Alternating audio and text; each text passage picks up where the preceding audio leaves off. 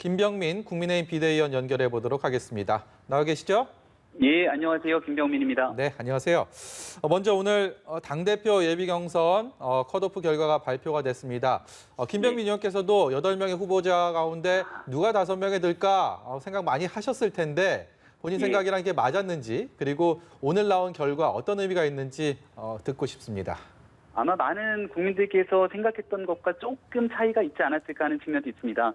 개인적으로는 이번에 초선 돌풍을 일으키면서 굉장히 활발하게 활동했던 김웅 의원, 김은혜 의원 중에 적어도 한 명은 5명 안에 들어가지 않을까 생각을 했는데 그 2명 모두 초선 의원이 5위 안에 들지 못했던 것은 약간 이변이 아니었는가 생각이 되고요. 그만큼 언론의 주목을 받지는 못했지만 홍문표 의원, 조경태 의원, 당의 중진 의원으로 굉장히 전국적인 정당 당원들에게 물밑에서 활동을 오랫동안 해왔던 인사들입니다. 이런 중진 의원들의 활동들에 대해서도 당원들이 높게 평가했던 부분들이 있는 것 아닌가 싶고요.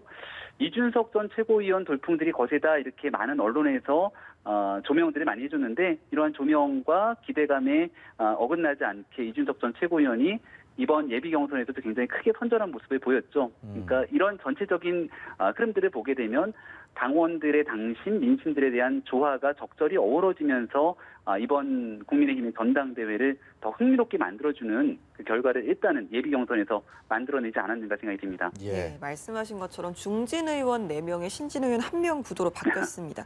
본선에서는 이제 룰이 좀 바뀌잖아요. 당심과 민심의 비율이 7대 3으로 바뀌는데 여기서 좀 소장파의 돌풍이 계속될 수 있겠습니까? 예, 지금 우리가 예비 경선에서는 5대5, 50대 50의 비중이었습니다. 물론 이게 직접 투표가 아니라 여론조사를 차용했기 때문에 앞으로 6월 11일 선거와는 조금 결이 다르겠습니다만 그래도 당원들의 당심에서도 새로운 변화의 가능성을 얘기하고 있는 당원들이 적지가 않았다는 측면들을 볼 수 있거든요. 아마도 이준석 전 최고위원에게 기대하는 것은 20대, 30대의 젊은 표심들을 가져와서 이 여제를 몰고 내년에 있는 대통령 선거까지 정권 교체에 나섰으면 좋겠다라고 하는 당원들의 일부 뜻이 모인 것 같고요. 또 나경원 전 원내대표의 표가 적지 않게 많이 나왔습니다. 당원들에서는 이준석 전 최고위원을 넘게 나경원 원내대표의 표가 나왔는데요. 아마도 안정적인 구도를 통해서 이준석 전 최고위원 등 젊은 층까지 다 포용하는 통합의 리더십으로 밖에 있는 윤석열 전 총장과 함께 대통령 선거를 승리에 견인했으면 좋겠다. 이런 전체적인 기류들이 같이 함께 공존하고 있는 현실인 것 같습니다.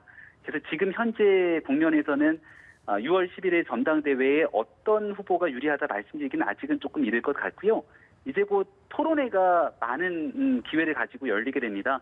아마 지금까지 보여줬던 국민들의 관심이 이어지게 된다면 토론회에서도 많은 관심들이 모일 거라고 생각되는데 토론회 결과를 지켜보면서 어느 후보에게 조금 더 유리한 국민이 가게 될지는 결정되지 않을까 싶습니다. 예, 김 의원님, 그 1차 경선 막바지에 개파 갈등, 개파 논쟁이 후보들 간에 벌어졌습니다. 2차 때는 과연 어떻게 될지도 궁금한데 누구 하나가 이 개파에 대해서 싸움을 걸면 그렇다고 응하지 않을 수도 없고 그렇기 때문에 어떻게 흘러갈지 그리고 얼마나 변수가 될지 굉장히 궁금합니다. 이쯤 되면 각자가 주장하는 내용이 무엇인지는 아마 당원들 그리고 국민들께서도 아실 만큼 충분히 아셨을 거라고 생각합니다. 국민의힘이 현재에 이르기까지 2017년 전직 대통령 탄핵 이후로 굉장히 어려운 길을 걸어서 돌아오지 않았습니까? 당을 미래통합당으로 통합하면서도 총선 참패하고 비상대책위원회를 한 1년 가까이 끌고 오면서 어렵게 나눠졌던 당을 통합하고 새로운 변화와 혁신의 미래로 나아가기 위한 그 중간 단계에 와 있는데요. 여기서 개파 논쟁으로 다시 당을 거꾸로 돌릴 수 있는 그러한 위기감들이 있는 만큼 여기에 대해서 감정 섞인 언행들이나 그런 정치적인 전략들은 좀 뒤로 물리고 어떻게 하면 정권 교체를 위해서 이 당이 보다 많은 국민들에게 사랑받는 정당으로 나아갈 수 있을 것인가 이런 혁신 경쟁을 통해서 국민들 앞에 보여주는 축제 같은 전당대회가 되어야 될 거라고 생각하고요. 아마도 이제 5명의 예비 경선을 통해서 전당대회를 뛸 수 있는 주자들이 확정이 된 만큼 앞으로는 과거의 소모적인 논쟁을 좀 벗어날 거라고 생각하고 있습니다. 네, 마지막 질문인데요. 김호수 검찰총장 후보자에 대해서 어제 문 대통령이 재송부 요청이 있었습니다. 야당에서 이제 부적격 입장을 거두지 않는 이상 여야의 청문보고 채택 불발될 가능성이 큰데요. 결국 좀 야당이 동의하지 않은 상태에서 임명이 좀 강행될 것으로 보시는지 궁금합니다. 예, 지난날 청문보고서 채택 없이 장관급 대통령이 임명 강행한 건수만 세더라도 벌써 30건이 넘는 상황이 돼버렸죠. 검찰총장도 과거에 그래왔던 것처럼 야당이 동의 없이도 아마 대통령은 임명을 강행하지 않을까 싶습니다. 하지만 김호수 검찰총장 후보자에 대해서는 정치적 중립성을 둘러싸고 있는 논란부터 전관 변호사, 이게 문재인 정부의 검찰개혁 기조와는 전혀 다른 상태로 있었던 전관 변호사의 논란, 문제가 없다고 얘기했지만 또 5천만 원 기부를 하게 되면서 결국은 특혜를 입은 걸 자인하는 것 아니냐, 이런 문제들이 있고, 옵티머스 라임 같은 경우는 조 단위의 피해를 양산했던 대국민 사기 사건의 변호사로 이름을 올렸던 분들도 청문회를 통해서 명확하게 규명이 되지 않았습니다.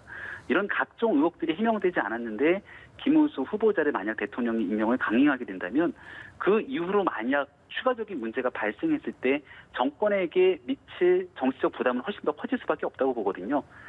지금까지는 청문보고서 재송부를 요청했기 때문에 임명을 강행하려고 하는 의지가 있을지 모르겠습니다만, 오늘 보니까 박수현 전 청와대 대변인이 국민소통 수석으로 내정된 모습들을 보면서 아마 국민의 민심을 읽는 그런 흐름들이 청와대에서 조금 더 이어지게 된다면 마지막 순간까지 임명 고심할 거라고 생각합니다. 예, 김병민 국민의힘 비상대책위원이었습니다. 오늘 말씀 고맙습니다. 예, 고맙습니다.